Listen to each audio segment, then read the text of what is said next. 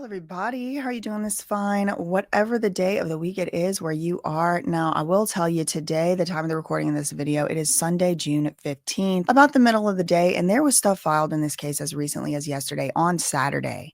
So whenever this comes out, maybe some of the information in this video might already be outdated. Maybe some things will be in place, like perhaps maybe gag orders, etc. I personally, obviously, would not be subject to a gag order. I have nothing to do with this case. I'm a member of the public and I'm just reading the lawsuit, which is public information. As you do see in the disclaimer down below, I do not have any more extra knowledge in addition to anything that's already public. I am not somebody that is a part of this case. I am not somebody that has some extra knowledge, okay? Everything that I am basing my opinion on, you are going to see it on the screen. And if I'm basing my opinion on something else, I will tell you what it is. These are opinions. Everyone, again, is innocent until proven guilty. And you will see soon why I'm having to make all these disclaimers. That being said, whenever someone is making allegations that they are being bullied by a rich and powerful system, I generally tend to believe it because I personally have been a victim of this. So yes, I am biased. I do believe that this stuff happens. I know it happens. So if you haven't heard, ROC Nation got sued and so did its CEO. The daughter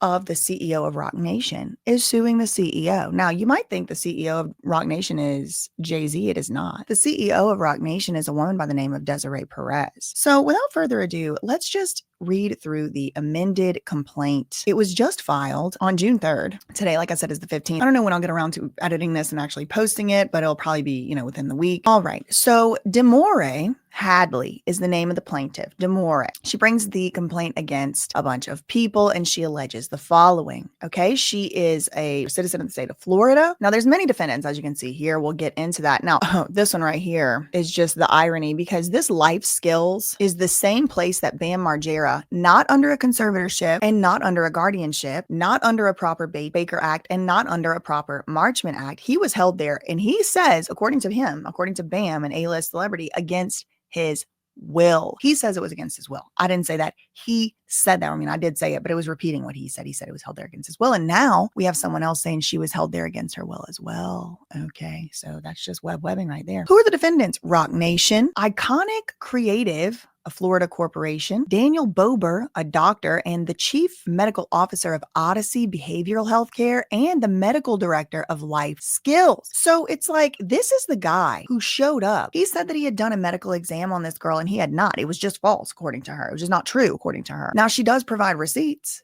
She provides body camera footage with the exact timestamp that shows that he was not evaluating her at that time. So maybe he got the time wrong. Maybe he's a bold-faced, unmitigated liar. Again, he works for and is the chief medical director for Life Skills. And I have a reason to believe that they are engaged in some unsavory practices, to say the least. I mean, that's just, I told you why I believe that because Bam said it. She's also suing South Broward Hospital District for breaking the law. Also Odyssey Behavioral Healthcare, a Tennessee, all roads leads to Brentwood, corporation engaged in a commercial activity. She's suing Life Skills, South Florida Outpatient. She is suing SIG 9 LLC, which is a Florida corporation engaged in commercial activity, including private investigations. Okay, so these are private investigators, SIG 9. Also, she's suing some members of SIG 9, some of the owners, James Fondo, Stephen Cady, Jessica Cady. She's suing Natalie Anderson, who is the assistant to Desiree Perez at ROC Nation, is her boss. She's suing also the Broward County Sheriff's Office. She is suing Jordan Dennis, someone who is a police officer, so she's suing the police. She's suing Joseph Reyes, who was also not police, sheriff's office. I think those are different things, I guess. But the sheriff, I think, was originally like, the slave catchers. That's what they used to call them. So that's very interesting that they're still being used for this purpose. Rachel Bernstein, a resident of the state of California and a self-proclaimed cult specialist. Okay, so we got cult specialists being sued here. Her practice includes conducting Zoom meetings in other jurisdictions. So she is in California, but she has a practice of Zoom meeting other people, including in Florida. And finally, Demoree is suing a company called CTS Research, a New York corporation that also does surveillance and investigations, private investigating, following people around, stuff like that. It's in Florida, the Southern District of Florida, but it is federal court. So here's the facts giving rise to Demoree's claims. And I totally agree with this paragraph 21. She says, this case gives meaning to the phrase, you wouldn't believe it until you see it. And it's true. People don't believe it until they see it before their very eyes. But if you've been following this channel for any length of time, you already know what's going on with the Florida Shuffle. Desiree Perez, this is according to this lawsuit. I have no independent knowledge other than just reading what is on this sentence right here. I had never heard this allegation before, but apparently this woman was also pardoned by Trump at some point, or Biden, somebody. Desiree Perez is a former rug ficker, a former confidential informant, and a convicted felon. Demoree is Desiree's daughter.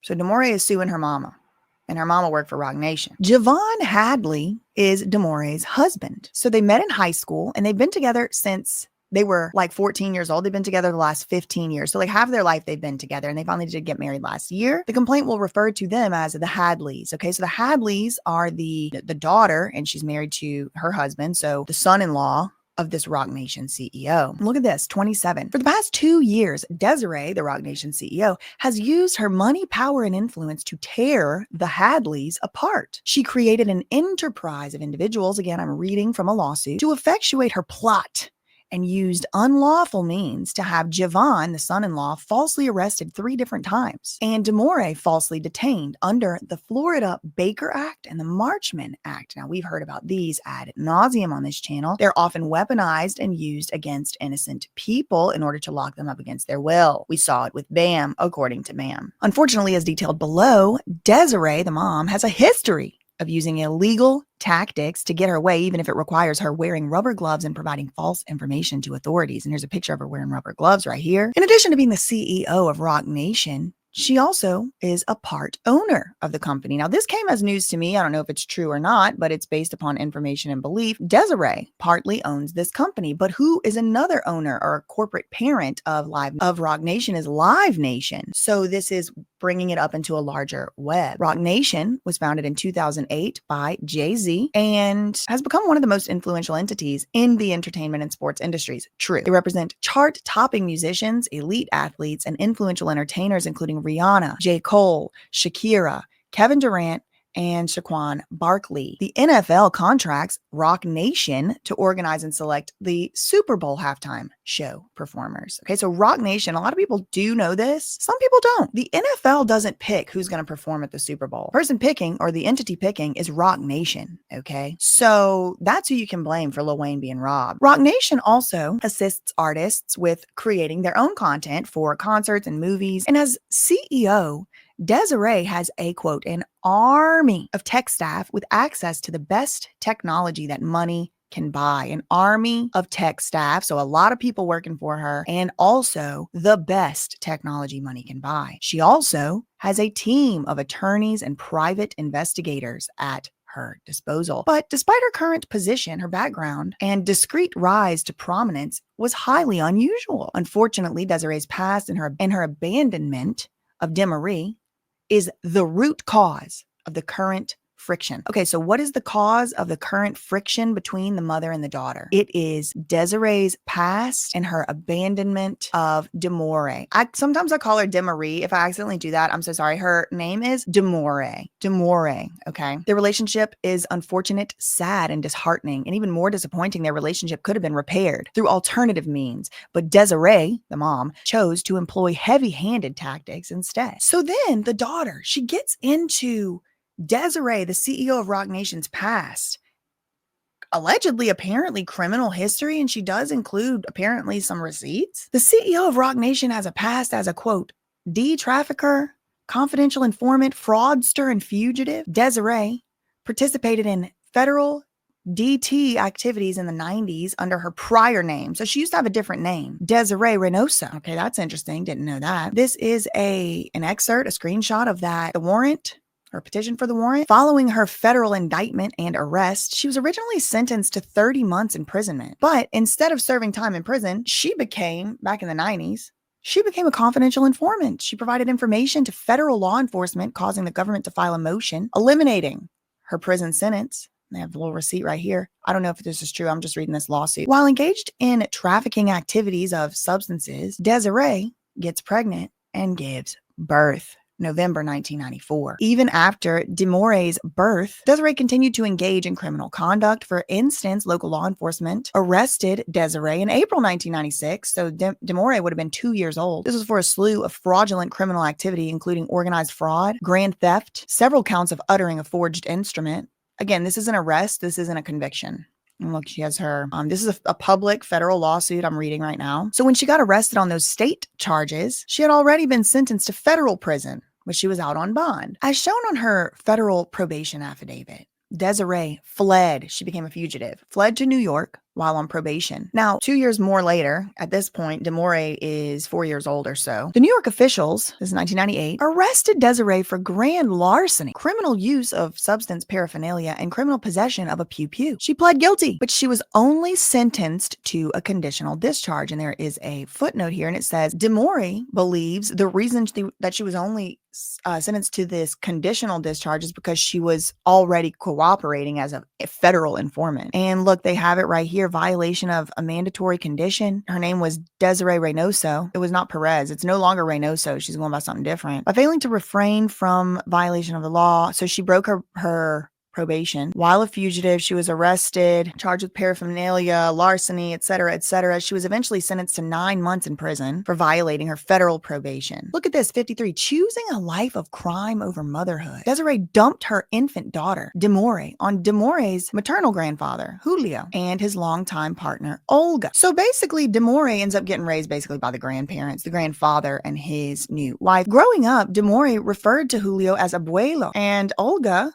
as mommy. This to this very day pisses off the CEO of ROC Nation. She's mad about it, even though she's, according to this lawsuit, the one who, quote, dumped her infant daughter off to the grandparents. Now, this is a very interesting little tidbit right here. In 2002, pretty much fresh out of prison, Desiree, the CEO of ROC Nation, somehow became the owner of the 40/40 Club in New York. She has mostly remained in the greater New York City area since then, and she chose money, power, and influence at all costs. To the outside world, it appears that she turned her life around and became a successful CEO, but secretly she continued to engage in these acts that expose her and others to civil and criminal liability. Innocent until proven guilty. I don't know. I wasn't there. I am just reading a lawsuit. This state prosecutor noted in a closeout memorandum relating to Javon's fraudulent arrest. Remember at the beginning of this lawsuit, I mean, it seems like we've been here forever. It's only been 9 pages. Demoree claims she was falsely held against her will, lied about under the Baker and the Marchman Act. But Javon, Demoree's husband and long-term partner for half their life or more, they're alleging that Desiree, the mother-in-law,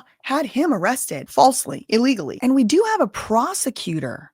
A prosecutor's notes is what they're saying this is from a closeout memorandum. A closeout memorandum means we're not going to prosecute this case because there's nothing to prosecute. Look what the prosecutor said. The victim's mother, that's Desiree Perez, called in a false 911 call in December. That is a crime in and of itself. She reported a victim getting kidnapped. The victim's mother also petitioned to have the victim Marchman acted, and the victim was Baker acted. The witnesses, under oath, told the prosecutors that Demoree doesn't even do drugs or drink, and that is what a Marchman Act is for. It's for people with a very profound addiction. Baker Act can be for substances, but it can also just be for any psychosis, any emergent situation. It's kind of like California's 5150, but the Marchman Act is for addict behavior. It is for a drug addiction. And so this victim, Demoree, don't even do drugs. She don't even drink. The Marchman Act was voluntarily withdrawn by Desiree after they were like, you're committing crimes, girl, you need to stop. But this was the very same day that the son-in-law gets arrested. So it's a total ambush is what it looks like. This is like at all costs, just anything at all. And I've been ambushed with litigation like this with lies and perjurious statements as well. I've been followed by a gang of stalkers. So this is all sounding like totally believable to me. Do I think it's the same people? No, I think there's a lot of crazy lunatics out here. Could it be the same people? Who knows? Maybe. The Marchman Act was voluntarily withdrawn, but it was the same day that this guy Javon, the husband, the son-in-law,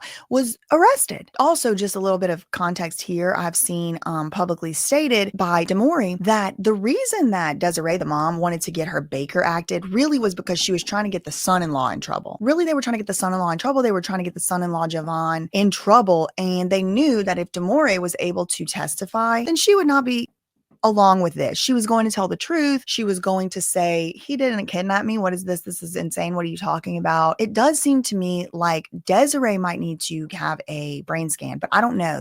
I wasn't there for any of this, okay? So the lawsuit goes on, paragraph 59. As related to this lawsuit, Desiree conspired with others. I'm reading this directly, word for word, to illegally record the Hadleys in their bedroom.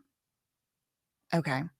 They conspired to hack Demoree's iPhone and, quote, unlawfully detain the Hadleys on several occasions, which included concocting fake evidence against them. It is difficult to imagine that a mother would do this to her own child, but the screenshots prove otherwise. Okay, so this section is Desiree, the mom, the CEO of ROC Nation, allegedly unlawfully wiretapped Demoree and Javon's bedroom. Desiree, at an unknown time, so they don't even know how long this went on, conspired with others to surreptitiously plant a camera in the Hadleys' bedroom without their knowledge or authorization, which existed since at least 2022. Desiree, the mom, the CEO of ROC Nation, intentionally intercepted video and or recordings from that camera. So she got the videos and the recordings off that camera somehow that was in their bedroom and tried to use them against Javon, the son-in-law. Desiree somewhat admitted to this in yet another frivolous lawsuit filed against Javon. She really hates this Javon, seemingly to me, according to what's being alleged here. In her frivolous lawsuit, the CEO of ROC Nation even included a snapshot from the illegal recording. I mean, imagine the nerve. You're getting sued and you find this picture. Y'all, it is like in the bed. What the hell? In addition to this, quote, illegal camera, again, innocent until proven guilty. I don't know. I wasn't there. Desiree also planted a listening device inside their bedroom, and this is the alleged listening device. Desiree used a listening device to intentionally intercept or procured another person to intercept these private conversations in her bedroom. Desiree recorded these private conversations, which occurred in the bedroom, even submitted those recordings to a prosecutor in the misdemeanor case. So she's trying to get him arrested. She's trying to sue him civilly. She's trying to go after him criminally. She's going after the daughter with the Marchman, the mental health stuff. Demoree said also, y'all, that she has never been ever diagnosed with any mental health, anything ever in her whole life. So how was the Baker Act used against her? I really don't know. Well, I do know, and we'll get to that. The prosecutor in that case, remember where we're talking about Desiree allegedly trying to get the son-in-law arrested and in trouble, and he did get arrested. He did actually get arrested, but they ended up getting rid of the case and just saying, no, we're not doing that. We're closing this out because there was just so much. First of all, there was no probable cause. He didn't do anything. He didn't do anything illegal. And second of all, it seemed like there was actually manufactured, false statements or whatever to even get the arrest effectuated in the first place. And I mean, this happened to Bam Margera. Stephen B. Timmer called in September 2021, the police, and said Bam Margera was assaulting somebody, ripping out her implant and everything else. The cops show up and that wasn't true, but it gets the cops to show up. And then once the cops show up, it's like, oh, he needs to be Baker acted. Hurry up, bring him to the clinic that I have a part of or I work for, and I'm going to let him in with the key and I'm probably going to get a kickback. I don't know. I wasn't there. But this happens in Florida. It is an epidemic. It's a pandemic across Florida that this happens, especially South Florida. We even have one of the same exact centers, the life skills overlapping here. Okay. But look, we're not there yet. This is still where they're just trying to get Javon in trouble legally with the law, criminally. The prosecutor recognized the illegal act of recording the Hadleys in their bedroom. Okay. And then there's a footnote. The footnote says in the prosecutor's memo, Javon is the defendant, Demoree is allegedly the victim, and Desiree is the one who conspired with others to, quote,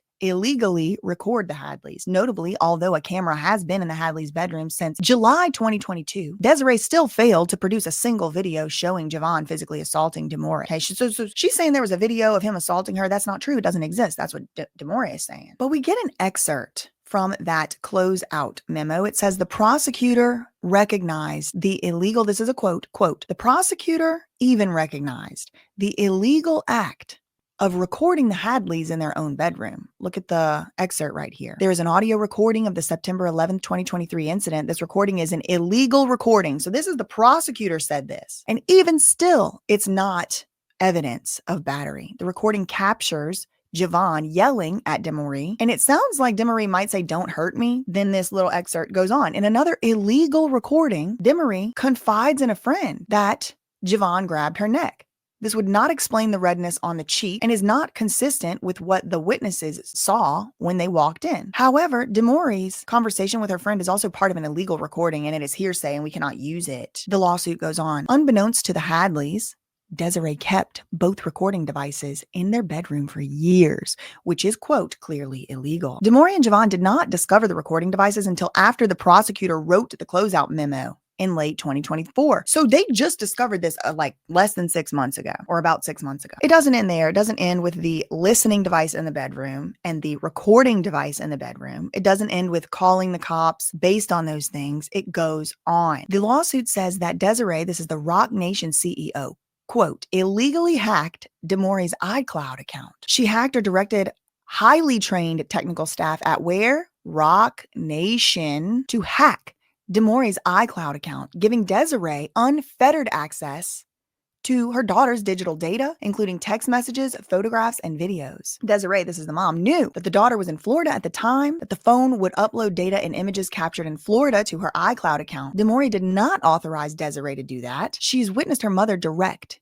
the tech team at ROC Nation to infiltrate other people's digital data without their permission, including an instance where Desiree wanted to determine how a chart-topping artist's upcoming movie got leaked. ROC Nation employs or contracts with advanced tech gurus to advance their goals in the music and entertainment business, including using questionable technological means, okay? So ROC Nation has entered the chat. The lawsuit goes on. In other words, ROC Nation has employees and or contracts whose job it is to frequently manipulate digital data to control the narrative of any given situation. Demoree first realized her mother hacked her iPhone in March of last year. On that day, Javon, this is the son-in-law slash husband of Demoree, the son-in-law of Desiree. On that day, March 2024, Javon and one of Demoree's friends called Demoree after noticing that her cell phone and Apple Watch were pinging to a New York location. Her Apple Watch also showed that it was in New York at a specific location. And when Demoree checked her iCloud account with her phone, which she had in her hand in Miami, it showed iPhone 2 on her account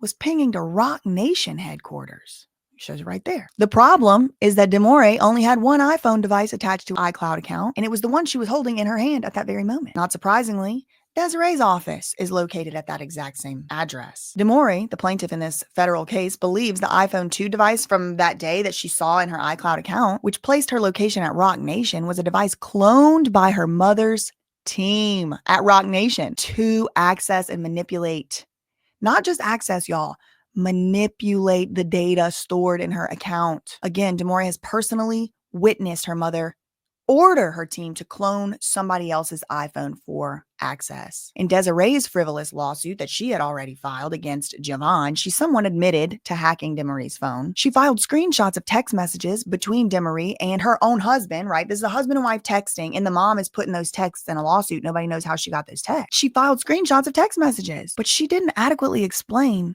how she acquired them. The prosecutor in Javon's case even noted that this was odd, right? So this right here is a allegedly frivolous civil suit by the mother-in-law against her son-in-law. But then we also have this criminal case that the mother-in-law tried to get against the son-in-law, tried to get him criminally charged. And the prosecutor in that case noted how strange it was that Desiree had private text message conversations between this husband and wife who clearly were adverse to her. Look, the prosecutor said this: the victim is very concerned with the conduct of her family. The victim found a tracker in her luggage.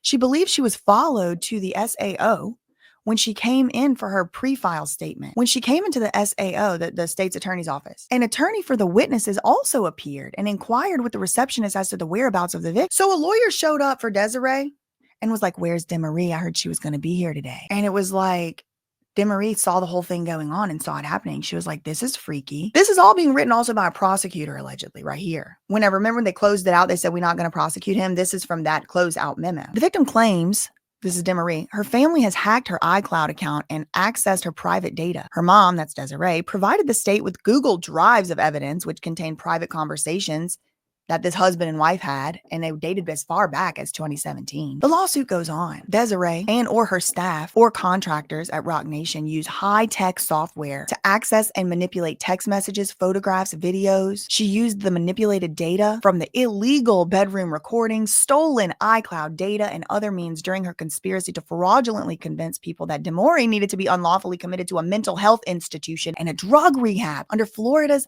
Baker Act and Marchman Acts. She used that same same illegally obtained information to get Javon falsely arrested. Now, the first time Desiree threatened to commit Demoree wrongfully into a mental health institution occurred all the way back in 2023. Okay, so this is the first time. Back in September 2023, the mom is like, I'm going to get you locked up against your will. This sounds like Linda Omar. Maybe they friends. That day, back in 2023, Desiree lured Demoree, so the mom lured the daughter to her home in Pinecrest, Florida, under the false pretenses that the uncle needed to be taken to the hospital. Hurry up, come here. They're ripping the implant. Hurry up, your uncle needs to go to the So Demoree, she shows up. She's coming for the home. She rushed to the mother's home. She was confronted by the mother for an intervention. This is giving Kurt Cobain. This is giving Bam Margera. This is giving Britney Spears. As seen below, and again, she's given receipts. This is a police report. Desiree admitted to having an intervention for Demoree. She admitted that she hired a, quote, counselor named Victoria Hunter. Now, remember Victoria Hunter, the counselor from the intervention, because it's going to come back around. This is given Betty Wyman. So look at the police report right here. It's a screenshot. Contact was then made with Miss Desiree Perez, the mother, who advised she is the mother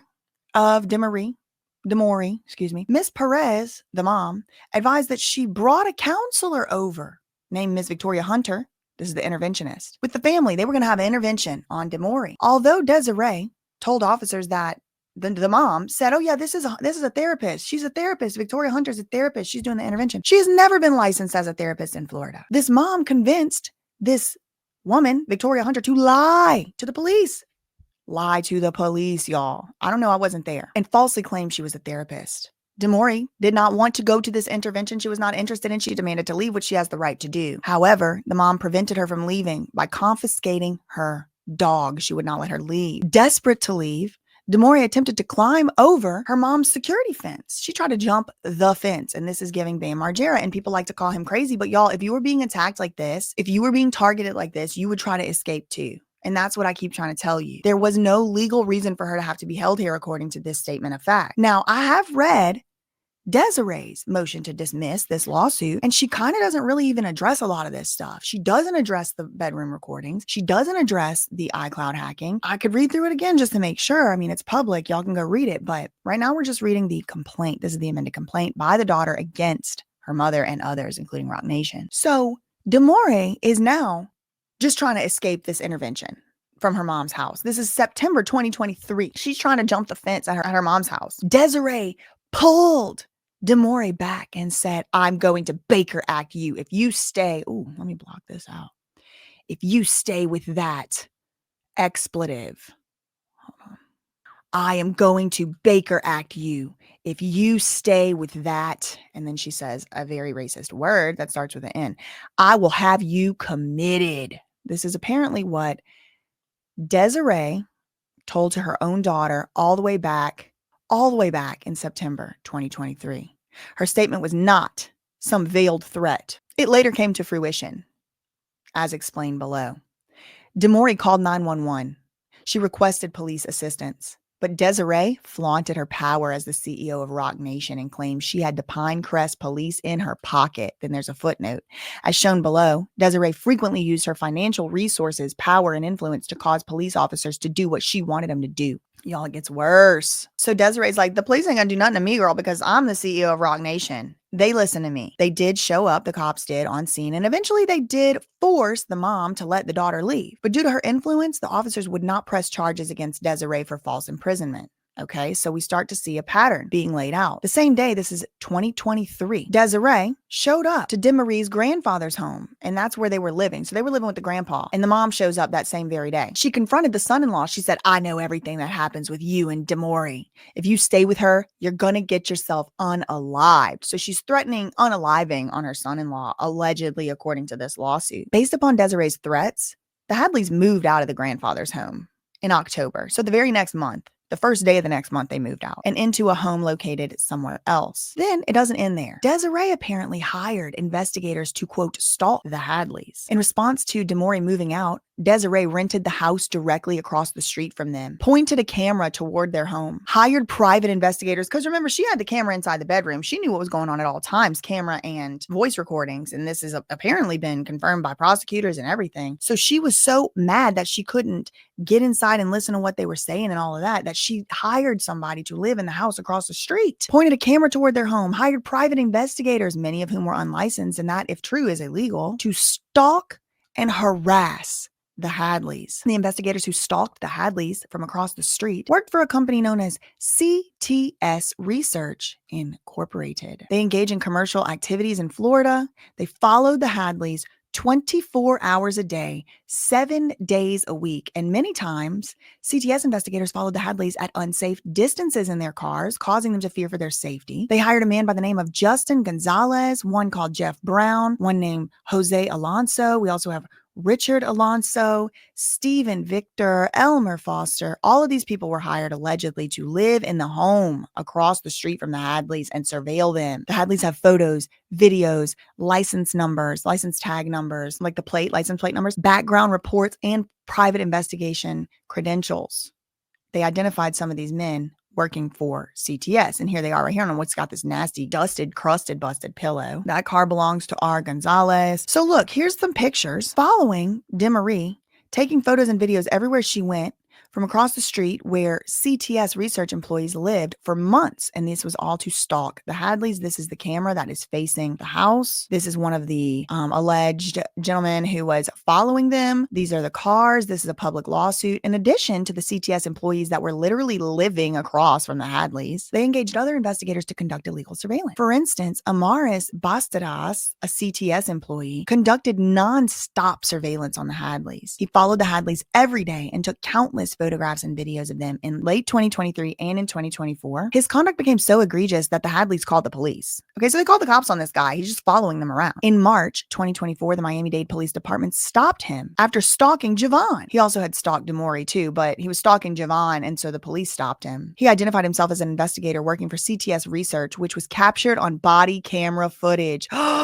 Give me that footage. Oh, I'm going to request it. He admitted he was hired by CTS to follow the Hadleys. He had a pew laying on the seat. Oh my God. So they have body camera footage, y'all. Allegedly. I didn't see it yet, but this guy right here, he claims he was hired. He works for CTS. He was hired to follow them. That was what he was hired to do, to follow them. Wow. This is so scary. And I do feel like this should be illegal. Like just this constant, and he's got a gun on the front seat. The police said, do you have an active private investigation license or a security license? This is required under Florida law. He said, no, I don't have one. The police contacted someone named Ken Brown. Ken Brown is the supervising manager at CTS, the company that hired this investigator to follow these Hadleys around. The body camera footage shows Ken Brown providing officers with his name, number, and the company name. He informed the officers that CTS has many offices in Florida. Ken Brown then called the owner of the company, who's a man by the name of Sean Crowley. So he owns the company. He asked which of the many Florida addresses he should provide. He provided the CTS's address at the Hillsborough Beach, Florida. And this is the first place where they tried to put Bam in a conservatorship was Hillsborough, Florida. Maybe that's different than Hillsborough Beach. I don't know. But anyway, during this interaction, this encounter right here on the body-worn camera footage, it happened because Demoree called the cops on this guy. There's a guy following me. He has a gun in his front seat. So they called the cops. He was following Javon, and he's like, what are you doing? He said, oh, I work for CTS. I'm following the Hadleys. He had a pew on the front seat. The police officer's like, do you have a private investigator license? No. Okay, well, let me talk to your boss. He calls the boss calls the boss's boss. When the police told the supervisor on the phone, this is unlawful. This is illegal. You can't do this.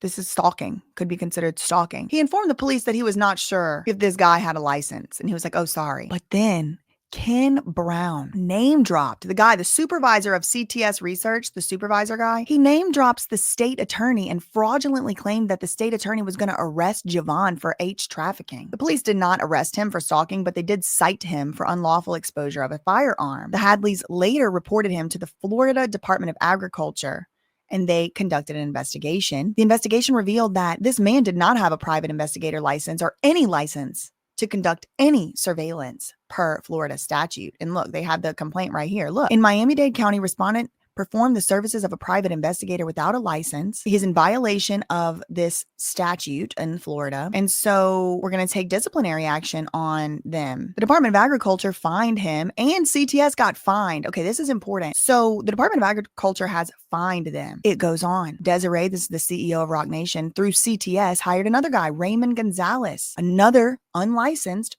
so-called private investigator, but if you're unlicensed, you're just a stalker, to conduct illegal surveillance on the Hadleys. The Hadleys possess photographs, videos, and a criminal aggravated stalking police report. They have body camera footage, state attorney pre-file conference interviews, and an interview and investigation conducted by the Department of Agriculture reflecting that Raymond Gonzalez was conducting an illegal surveillance on the Hadleys, impersonating a private investigator without a valid license. So look, you can pause right here and read from this public lawsuit, but look, there's a lot of stuff here. They do have receipts. This Raymond Gonzalez admitted CTS knowingly employed him without having a license, knowingly employed people who did not have licenses to live across the street from the Hadleys and surveil them. So this guy is basically, he's gotten in trouble and he's snitching pretty much on the boss, which he should do. Now, they also have it on body camera footage that Raymond Gonzalez identified himself to police as a private investigator, and he admitted that he lived across the street from the Hadleys. Who's this? Ugh, he's got demon face. Oh my God, I would call the cops too. It is important to note that the body camera footage capturing Gonzalez' interaction with the police is dated April 2024. His license had expired several months earlier. Sean Crowley, the owner of this investigation company, sent a letter to the Department of Agriculture essentially admitting that he negligently allowed Raymond Gonzalez to do surveillance on the Hadleys for months. This guy was living in the house across the street from them. It wasn't like, oh, I just followed them a couple of days. No, he was living across the street and there was a camera pointed at their front door with no license. This is not a slight lapse, as Sean Crowley claims in his letter. Look, this is his letter right here. You can pause it if you want to read the whole thing. I'm Sean Crowley. When Gonzalez was hired, he had a valid license. We recently learned he doesn't have one anymore. We became aware of this lapse and we advised him that he was removed from the work schedule until he gets it renewed. But Demoree said this ain't a slight lapse. This man's full of crap. CTS had plenty of time to ensure proper licensing. When the police stopped this guy, Bastidas, just 2 weeks earlier and informed Sean Crowley about unlicensed investigators stalking the Hadleys with pew-pews, he should have confirmed at that point all of the investigators had licenses, but he did not. And that is at the very least negligence. This company has caused the Hadleys severe emotional distress, PTSD from being followed illegally 24 hours a day, stalking them from across the street where they live and where they were living for months, parking in front of Javon's work sites, taking photos and videos of the Hadleys, their relatives, and some of whom are children, ages 3, 8, 10, 12, business clients, and friends. They lost 2 commercial contracts because the CTS employees were following them, taking photographs of anyone they spoke to and questioning. This sounds like Scientology. And it's in Florida too. That's where Clearwater is, just to put it out there. Questioning relatives and friends with false accusations. Yeah, and I've had someone, Lima Yevrimovich, sent a process server to, I believe, stalk me as well, because there was no reason for them to show up here. They already knew my attorney's information for over a year. But when I didn't know who it was, I'm obviously not coming to the door for some freak with a mystery box of items. She starts stopping my neighbors in the street and asking about me and if I live there, sat in her car in front of my house. I've made videos about this. Y'all can go check them out. The Hadleys lived in constant fear for their lives. Yeah, because the guy had a pew-pew on the front seat of the car. It was just exposed, which is in and of itself a crime, and he got a ticket for it. They have not been able to live a normal life. Demoree has even called the police on several separate occasions to report Gonzalez's aggravated stalking, which caused her extreme fear for her safety due to men watching her, stalking her, following her from across the street. She had to see psychologists for symptoms of PTSD, insomnia, stomach issues, irritability, migraines, appetite suppression, and severe stress. And these are all things that I suffered as well whenever Lima Yevrimovich put me through the campaign that she did in her slap suits. Desiree conspired with Demoree's boss. So it doesn't end there. It doesn't end with the camera. It doesn't end with the recording device. It doesn't end with trying to get him falsely arrested. It doesn't end with having companies follow them. It doesn't end with having people stalk them, allegedly, according to this lawsuit, with cameras with the pew-pew. It doesn't end there. It could end there. It could be bad enough, but it keeps going. The mom apparently also collaborated, quotes, conspired with Demoree's boss. The boss is Iconic Creative. After her first plot in 2023 to Baker Act Demoree failed, the mom upped the stakes to have her committed. Since January 2021, Demoree worked for a creative agency in Miami called Iconic Creative. They often, of course, collaborated with ROC Nation. So this is another way that she's allegedly using her power and influence and her connections to ROC Nation to harm the daughter and the son-in-law. For 2.5 years, Demoree's salary was $65,000. The company was in financial distress. The fact that the owners shared with Demoree, we're dealing with a lot. We're in a bad place. Yesterday, the photographer, blah, blah, blah. Okay, right after Desiree threatened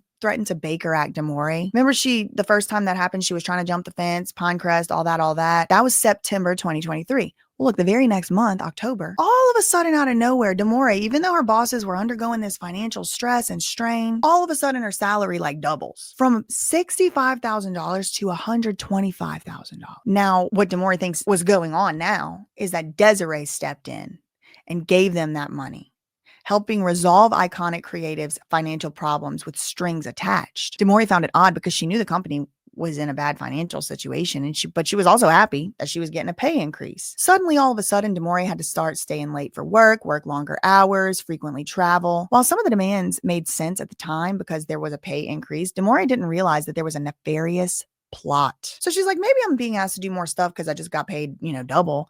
No, there was something else going on, she said. Liz and Benny, the owners of the company she worked for, so her bosses, texted her at 11 o'clock at night, saying she needed to be at a meeting with, quote, Nike Academy the next day. Here's the text. She found it very odd that they asked her to attend a Nike Academy meeting because the Nike Academy was revamping its workshops. When Demoree signed into Zoom, there was only one person on the call, and this lady was like, my name is Rachel Thomas. This was supposed to be a training. Demoree found that to be very odd because every other training or meeting with Nike Academy consisted of like 20 people, and this time there's only just one woman there. This woman signed into Zoom, intentionally identified herself as a representative from the Nike Academy, which was false. Rachel then began to ask Demoree questions that were completely unrelated to work. There's a picture of her right there. Demoree was suspicious. That intuition was quite on point. And she asked Rachel if she could record the conversation, and Rachel said, yeah. Demoree recorded the conversation and she took a screenshot of Rachel. Rachel proceeded to give Demoree a quasi-psychological evaluation without Demoree's approval or consent. So she's actually not here from Nike Academy. She's doing a psych eval. Huh?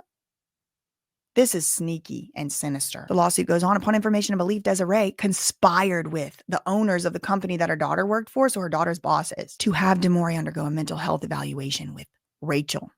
After the, quote, training, Demoree asked for Rachel's Nike Academy profile, and Rachel agreed to provide it, but she didn't provide it immediately, probably because she didn't have one. A few days later, Demoree received a fake link showing Rachel's false affiliation with the Nike Academy. And look, she has a screenshot. Upon information and belief, Desiree, that's the mom, and or the bosses asked someone to create this fraudulent website. The website was later deleted after Liz and Benny realized that Demoree was suspicious of them. So after the bosses realized there was some suspicion going on, then all of a sudden this right here, it disappeared. But this used to be on there. The bosses required Demoree to attend two other, quote, training sessions with Rachel Thomas. The last one occurred right before Christmas. At the time, Demoree did not know Rachel's true identity. Well, in reality, Rachel Thomas was not only lying about these Nike Academy credentials, allegedly, according to this lawsuit, but she was also lying about her identity. And Thomas was not her last name. Rachel was a woman named Rachel Bernstein. Rachel Bernstein is a licensed marriage and family therapist from California who specializes in S-cults and has a podcast on S-cult recovery. This is Scientology. I'm not going to be convinced otherwise. Rachel intentionally failed to inform Demoree that she was an S-cult therapist in California. This training session was just a ploy, Demoree said, by Desiree to have Demoree improperly evaluated. Suffice it to say, this Rachel Bernstein character was never associated with a Nike Academy, at least whenever she attended that alleged training session that was just a disguised psych eval. Demoree has suffered emotional distress from this incident, and she has to pay for counseling sessions now. December 2023, she also tried to get the officers to arrest Javon. The officers responded to the Hadleys' home to speak with Javon because the mom had called and reported a battered woman. They arrive at the end of 2023 to speak with Javon. Now this is, remember, September 2023 was the first Baker Act attempt. October, they moved out of that house. But then October, they realized they're being surveilled by these CTS people now across the street. 2 months later, in December, the very end of the year, the officers respond to the Hadleys' home to speak with Javon. Demoree answered the door and told the officers that nothing had happened 2 years ago and told the police to leave unless they had a warrant. The next day, Desiree, the mom, ordered private investigators to follow the Hadleys to Pinto, Florida,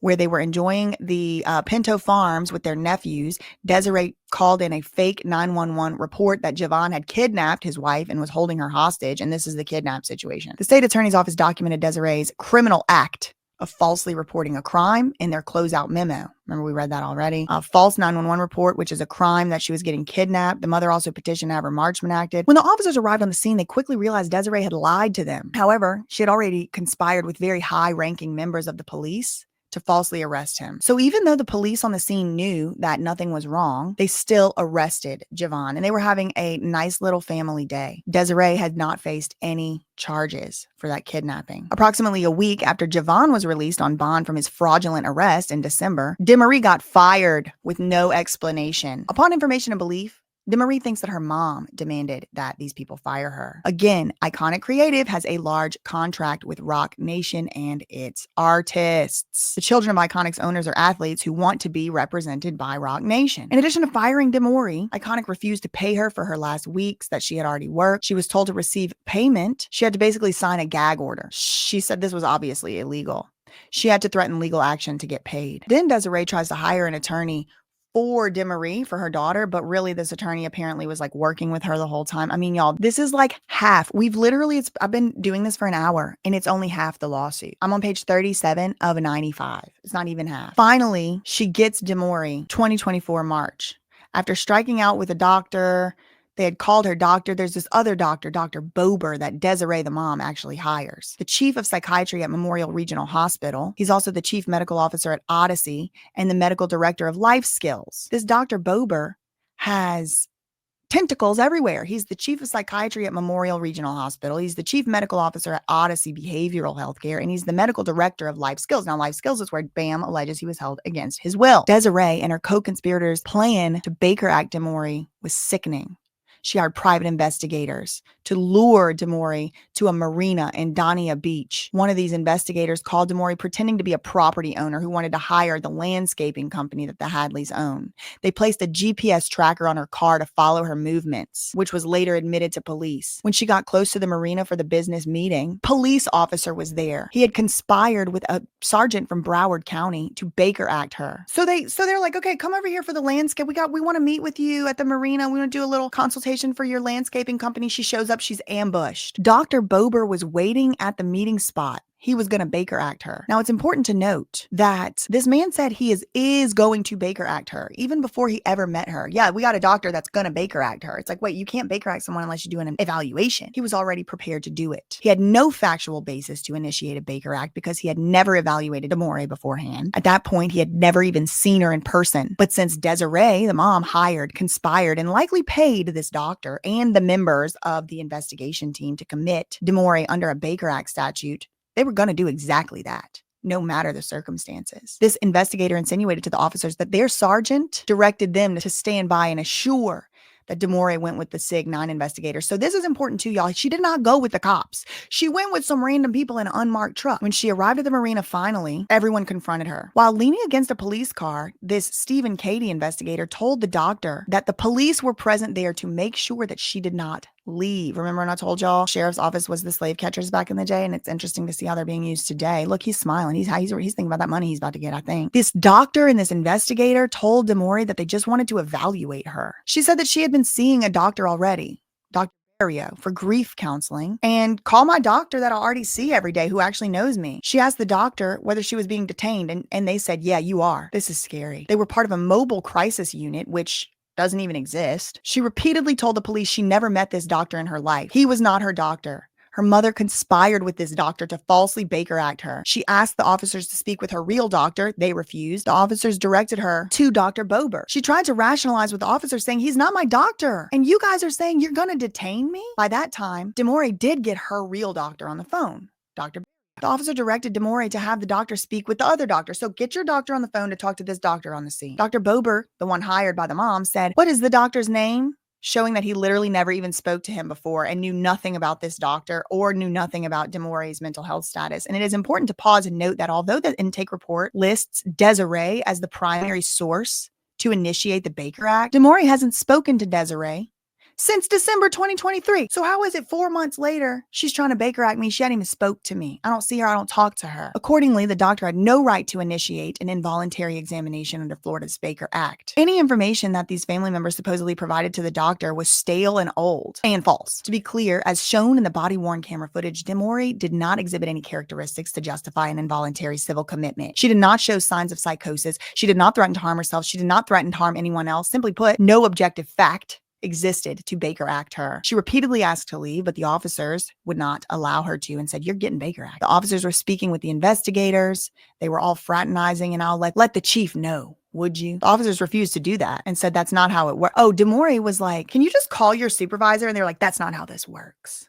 This is insane. Demoree repeatedly stated that Dr. Bober wasn't her doctor, and they said, "It doesn't matter. He's a doctor." She said, "He's being paid by my mother. I don't even speak to her." The doctor was standing right next to Demoree whenever Demoree said, "I don't even speak to her." Accordingly, the doctor either knew or should have known that Desiree's information was stale in addition to being false. Demoree then walked away and spoke to her own doctor on the phone. While she did that, the investigators and the other doctor were coaching the officers into forcing Demoree to be transported. This is what happened on the Bam Margera body camera footage as well. The officer said, "We're going to transport because I doubt she's going to go with y'all." The officer, yeah. And then Steve and Katie said, "You'd be surprised." So the cops are like, "We're going to bring her in the car because I doubt she's going to go with y'all." And then the investigators with this unmarked truck go, "You'd be surprised." Okay, Stephen B. Timmer. Steve and Katie, the investigator, eventually coached the officers to threaten Demoree with being handcuffed in the back of the police car with the possibility of going to a whole facility and be separated from her dog. The investigator did this to coerce her, to guarantee Demoree go to the facility of his choice, Memorial Hospital. This is a psych unit run by Dr. Bober. So he's going out there in the street catching people to come to his own facilities, according to this lawsuit. In other words, Sig9, this is an investigation company, needed to guarantee that the Dr. Bober, the one hired by Desiree, the CEO of Roc Nation, would be the one to appear as the initiating physician so that he could control Demoree and appease CEO Desiree. The officer later told Demoree that if she did not go with the investigators, the officers would transport her in handcuffs and the dog would then have to go to a shelter. So basically, they threatened to put her dog in a shelter, so she went. According to this lawsuit, they even requested for the officers to get Demoree off her phone in order to preclude her from speaking with anyone who could possibly intervene. Wow. This is crazy, y'all. This is crazy. The officers forced her, 29-year-old woman with no drug history, no mental health history, except grief counseling, to go with 3 complete strangers in a dark gray truck with no hospital, police, or mental health facility insignia on it. There's a picture. The investigator escorted and forced Demoree into the truck. The officers never verified the identity of any of these people. They never said, "Can I see your ID?" They never contacted dispatch or the hospital to confirm the existence of a mobile crisis unit, which surprisingly doesn't even exist. It doesn't exist. We're the mobile crisis unit. No, you're thugs with a truck, is what Demoree is saying. The officer even asked Steve and Katie, "What is the mobile crisis unit? I never even heard of you guys." Wow.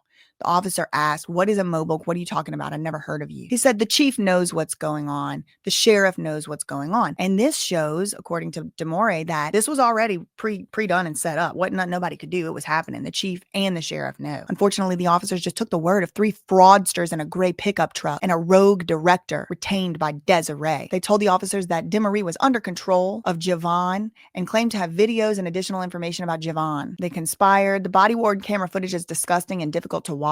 Equally disturbing, Dr. Bober wrote that he personally examined Demoree, which he did not do. It is doubtful any doctor has ever conducted a legitimate, that's him right there, Bober, psychological evaluation. The video shows Bober hardly talked to Demoree. He did not even ask a single question related to her mental health. He admitted on body camera footage that he had not conducted an evaluation. Nevertheless, he institutionalized her, weaponizing the Baker Act without any prior evaluation or any explanation whatsoever. Demoree called him out in front of the police and asked for another doctor because he was being retained by her mom. He said, "Any doctor you go to, you're going to have to pay money to." Demoree said, "I'd rather be the one paying." He said, "If you go to OBGYN, you have to pay. No doctor is going to see you for free." And it's like these sick fucks always want to bring up something that has nothing to do with nothing just to be gross. Like, why are we talking about an OBGYN? Why don't you get your ass to one, Bober? Look like you might need to hit up the OBGYN by the fat composition of your face. Maybe that's why it came so immediately to mind. Based on Bober's statement, I'm going to report on his license after I watch this body camera footage. And if y'all want to watch the body camera footage and you see reason to report on his license as well, I would encourage you to do so. Based on this doctor's bogus statement, Desiree obviously paid him. "I would rather pay," said Demoree. "I don't like this conflict of interest." "Yes, ma'am. Can I request another doctor?" He said, "You can request another doctor to do a second evaluation." This is crazy, y'all. The doctor was dead set on performing the evaluation at Desiree's request. His license to practice should be terminated. I agree. At least investigated. Demoree asked to drive herself to the hospital. The officer refused. So the police are refusing. And that's probably why she's suing them. She was forced to go with these strangers in a car, in a truck, a mobile crisis unit that doesn't exist. When she arrived at the hospital, March last year, the first doctor examined her, noted that she was alert, oriented, her behavior was normal. The nurses also said she was cooperative. Reading between the lines, the hospital staff was clearly concerned about Bober's decision to detain Demoree for involuntary examination and documented her side of the story. Nevertheless, the doctor, Bober, falsely reported that Demoree required intensive, comprehensive, multimodal treatment, including 24-hour medical supervision based on nothing, y'all. Dr. And she said nobody else at the hospital said that, just him. And he didn't really even examine me. He even directed the staff to forcibly drug Demoree with Benadryl, haloperidol, and lorazepam, the latter two being psychotropic drugs. In the screenshot above, the doctor wrote, "If the patient refuses to take these drugs against her will, give it to her in the muscle. Give her a shot. If she refused the psychotropic medication, she had to be forced this medicine." The doctor wrote false information in his report to keep her detained and to keep Desiree, the mom, happy. He even admitted to speaking to Desiree, the mom. So Dr. Bober admits that he did talk to the mom. Important to the issues below, Demoree did take a drug test and they all came back negative, and she put the receipts. Negative, negative, negative, negative. Regardless of these negative drug tests, the Bober doctor conspired with Roc Nation CEO and to commit Demoree to Life Skills of South Florida outpatient. This place needs to be investigated. This is a drug treatment facility where he is the medical director. Okay, so same thing with Stephen B. Timmer. He conspired, in my opinion, to put BAM into Tranquil Shores where he worked. In my opinion, they're getting kickbacks and it's violating the patient body broker law, but what do I know? I'm literally just saying that this needs to be investigated. This BAM is the medical director there, so he put her in the place where he's the medical director. It's owned by or affiliated with Odyssey Behavioral Health Care. This is him right here, Bober, right there. He has demon face. He looks evil, and I rebuke. On March 29th, so a couple days later, despite Demoree's normal behavior and negative drug tests, Desiree, the mom, still filed an emergency ex parte petition under the Marchman Act. She claimed that Demoree suffered from drug and alcohol abuse, something that both she and Dr. Bober knew was completely false. Demoree has never even done drugs in her whole life, y'all. Never once did she do them. She specifically requested for Demoree to be transferred from Memorial Hospital to Life Skills, which is where Dr. Bober is the medical director, so that Desiree could continue unlawfully surveilling and detaining her own daughter. Perhaps most disturbing, Desiree also tried to get a what? Guardianship. Of course she did.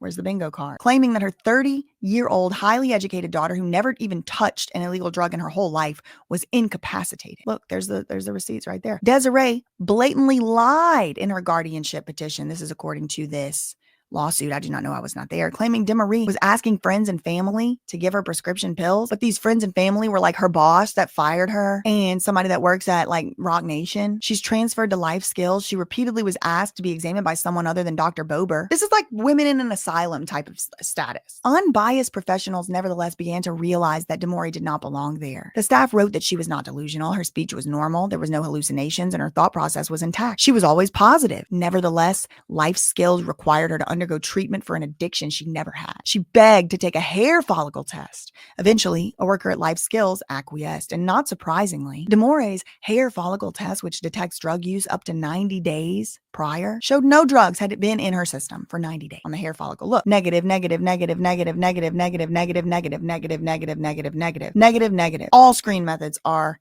negative. Life Skills did not allow her to leave, even after 2 negative drug tests. On April 5th, while Demoree was at Life Skills, Desiree conspired with others and government officials to get Javon arrested. Again, this was another ploy by Desiree and her co-conspirators. In a meeting, January 2024, months earlier, state told Desiree and her team no probable cause existed to arrest him. But as reflected in the state's closeout memo, Desiree essentially just hired a team of people to get what she wanted. She was sending evidence. She was sending stuff from inside that bedroom. Despite the frivolousness of his arrest, as recognized by the state, Javon was initially ordered to stay away from his own wife, Demoree. Desiree capitalized on this wrongful arrest, and she was not finished terrorizing the Hadleys. And would you believe she had him arrested again? Just as Demoree was about to be released from Life Skills, Desiree conspired again with others to get Javon falsely arrested again for allegedly violating a stay-away order for this fraudulent battery that never happened in 2023. This is right all at the same time that Demoree and them had like discovered that Desiree was trying to get her Baker acted. Like it all kind of really started in September 2023. Now, Desiree, it says, pretends she wasn't involved in this further fraudulent detention, but she did have her hands all over it, and she's lying according to emails related to the case. Look, here's an email. Here are the videos and pics for both violations from Desiree Perez. Javon's April 8th arrest was another bogus event captured on body camera. That day, Javon responded to his home to feed his cat. Was Life Skills against her will, fraudulently. These private investigators who were monitoring Javon contacted police and said Javon was at the house. Demoree wasn't there. The body camera footage captures officers speaking with their supervisor. The officers admitted that the higher-ups directed them to arrest Javon. The higher-ups because ROC Nation CEO emailed them, and that is the point of this whole thing. After Desiree caused the police to wrongfully arrest Javon for a third time, Demoree was finally released from life skills. And then Desiree attempted to manipulate the court system, according to this lawsuit. She apparently, allegedly, according to this lawsuit, used high-priced lawyers to influence Javon's prosecution and manipulate the court system. Specifically, she paid 3 of the top law firms in the country to represent witnesses for a misdemeanor battery case. Holland and Knight is one of them. That was the one that represented Jamie Spears whenever he was putting his lawyers out and going to do New York Times interviews and everything else, Media Matters. Jamie Spears spent $500,000 of Britney Spears' money to put lawyers out in the public to perpetuate a narrative, according to court filings. Vivian Lee Thoreen was the lawyer. Also hired another man from Wilkie Farr. Now, Quinn Emanuel is the law firm that Jay-Z always uses, ROC Nation usually uses, not always, but typically uses. This is where Alex Spiro works. He also represented Mr. Beast. He represented Jay-Z in that Jane Doe lawsuit where he was sued alongside Diddy. So Quinn Emanuel is that one. Fortunately, the prosecutor here had a strong backbone, and they were supported by an experienced and long-standing state attorney, unlike any other prosecutors out west who were influenced by Desiree. The witnesses' attorneys attacked the defense counsel for standing up against him and doing their job. In addition to writing countless emails to the judge and to the state, Desiree even directed the high-priced lawyers to confront Demoree. On April 26, 2024, Demoree had to go give a sworn statement at the office. So when she arrived at the state attorney's office, the receptionist instructed her to sit in the waiting room. While waiting for the prosecutor, Demoree saw this lawyer, an attorney from Reed Smith, who was supposedly representing one of the witnesses that was testifying against Javon. And remember, y'all, this is Demoree's allegedly the victim here. And she's saying, I'm not a victim. This is all a setup. But I do understand why, if somebody is saying I'm not a victim, you do still have to look into it, because a lot of victims say they're not. So this is just a sinister plot, according to her. But she shows up to give her witness statement at the office, and this other lawyer is there. She walks in and she talks to the receptionist, and she says, has Demoree Lopez arrived yet? Her name was before she was married. She's supposed to be meeting with the assistant state attorney at 9 a.m. She didn't see Demoree because she was in the waiting room. The receptionist said, who are you? She identified herself as Demoree's attorney and also the witness's attorney. The receptionist told the attorney that Demoree was inside the waiting room and asked her if she wanted to sit with the client. And this lawyer is like, no, I'll just wait outside, because she knew she didn't represent Demoree. Demoree believes that her mother instructed this lawyer from Reed Smith to respond to the prosecutor's office to intimidate Demoree. And this was the second time that the attorneys hired by Desiree falsely claimed that they represented Demoree. Stooping to a new level, Desiree even had TMZ ask if Javon would be prosecuted. TMZ, oh girl. Hi, I'm one of the court producers at TMZ. I'm looking into Javon Hadley. I understand there's a jail call that violates the stay away order. He's sending messages to the victim while incarcerated for a violation of the same order. The defendant this is a setup. He's heard on the audio saying that he has connections with judges in Miami and he's going to get off easy. Can you please advise whether you're planning to arrest him on newly discovered violations? Additionally, please place me on any lists you have for future press releases. Thank you. Y'all, Jennifer Delgado's going to hell. Lawyers from Quinn Emanuel also jumped in to influence the prosecution. Alex Spiro. Wow. I never said Celebrity B is J-Lo, I'll tell you that. Alex Spiro contacted the state and wrote a memo trying to influence the prosecution in a misdemeanor case. Nick, further to your conversation with Alex last week, please find the attached memo. This is the letter. Following from Alex Spiro, I guess. Following our telephone conversation last week, we undertook a detailed analysis of the relevant authority concerning the quantum of evidence necessary to establish threats. To the extent it will aid in your charging decision of Javon, we provide the below memo detailing our view that there is sufficient evidence to sustain a charge against him. Oh my God. Obviously, the state did not appreciate the manner in which Desiree interfered with their case, or the timing of Demoree's frivolous detention under the Baker and Marchman Act statutes.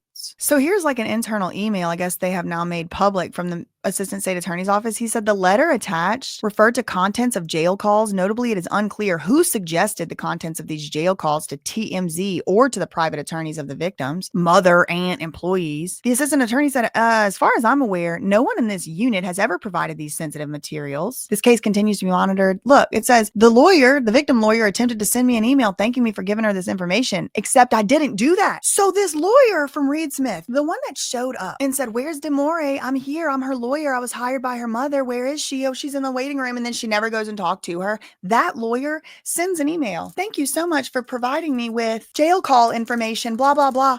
Look, the state attorney." I never did that. And I immediately replied to her, rebuffing the suggestion. "This case continues to be monitored by the chiefs. It will not be taken off its due course." But I thought this was prudent to update everyone. Nevertheless, the onslaught of emails and communications trying to influence the prosecution did not stop. They keep doing it. I represent the grandma. I represent this person, that person. I was made aware of multiple statements. Whoa. These people were finding out the internal communications of the assistant state's attorney. They were finding internal emails and somehow able to read internal emails of the state's attorney's offices. And they're just like, I don't even know how they're even getting them. Day in and day out, lawyers for these witnesses continue to email the state to influence the prosecution of Javon. Another one. "I represent these people. I write to provide you with evidence proving prior to such and such they were aware of these audio and video recording." For some reason, the lawyers for the witnesses even tried advocating positions to the judge that the state didn't even support. So they're in here trying to argue stuff. When the judge shot down these requests, they began contacting the state again. Oh my God.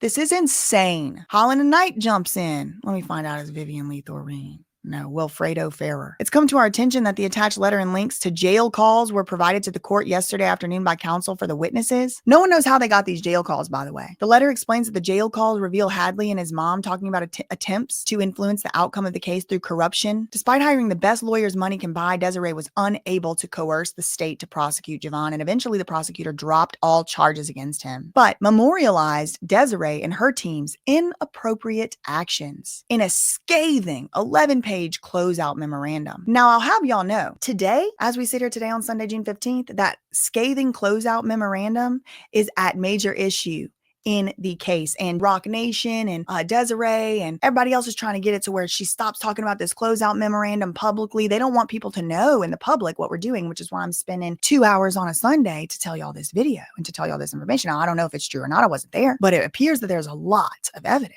Desiree would not allow the state's memorandum without a threat. Woo!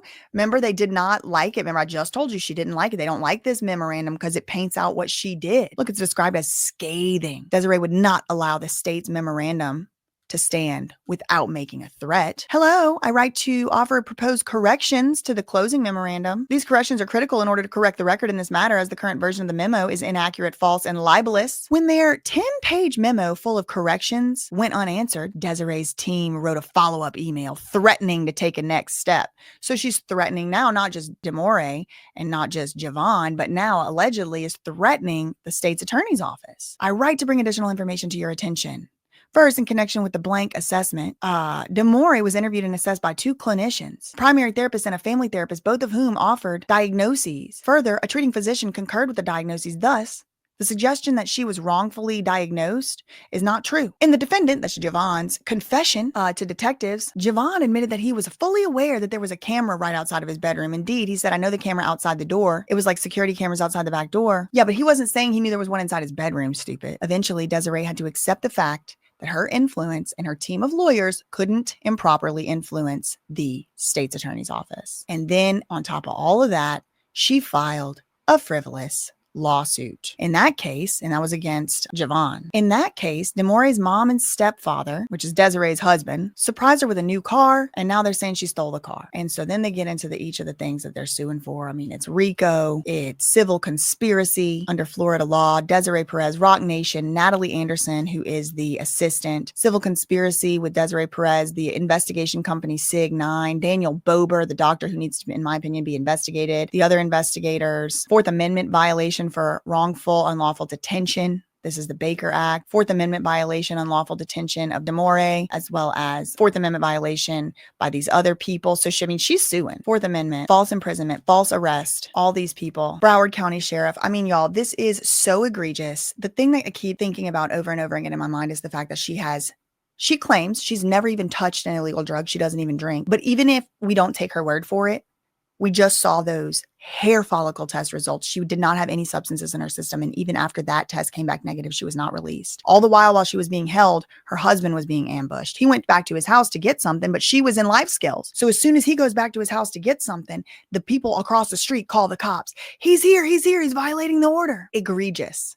And now, even more egregiously, all of these parties have joined in to try and silence Demoree from being able to speak about these things and to post about them publicly, which I find to be frightening and scary, but not surprising. I sincerely and genuinely hope the federal government at some time very soon, if they have not already, starts to look into the Florida Baker and Marchman Act and how they are weaponized against people who are innocent in order to take away their freedom, take away their rights, and effectuate horrendous and horrible human rights abuses against innocent people. And even if someone does do a drug, even if someone does have a substance addiction, that doesn't mean that they should be subjected to this treatment either. This is enough to drive somebody to need to use a drug, okay? This is enough to drive someone crazy. This is enough if true.